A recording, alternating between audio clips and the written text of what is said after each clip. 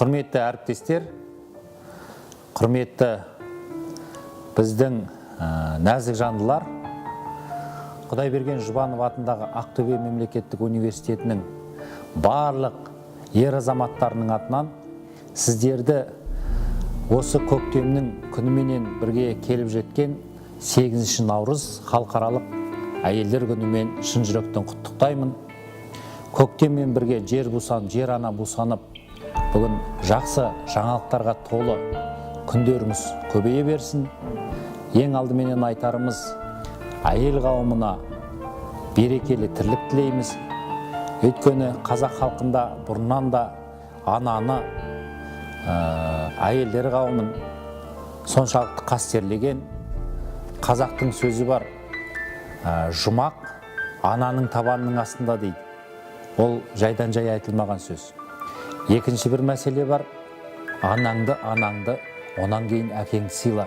Бұл жерде әкенің табанын қайтару үшін емес, ананың мәртебесін көтеру үшін айтылған қазақтың жақсы сөзі.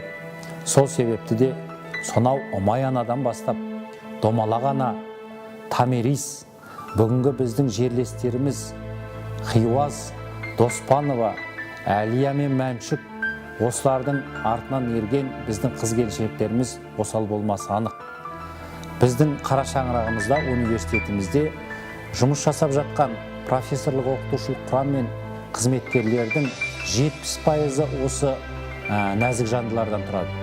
Олардың ішінде университеттің басшылығында проекторлық қызметте, факультет декандарының қызметінде, департаменттің орталықтарының қызметін біздің қыз-келіншектеріміз басқарып отыр.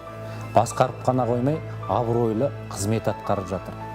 Біздің университетімізде 11 мың студент бар дейтін болатын болсақ, соның 65% осы қыздарымыз, осы аяулы қыздарымызды, ақ жаулықты аналарымызды, ақ самайлы әжелерімізді бүгінгі келіп жеткен Наурыздың алғашқы мейрамдарының бірі әйелдер күнімен құттықтаймын.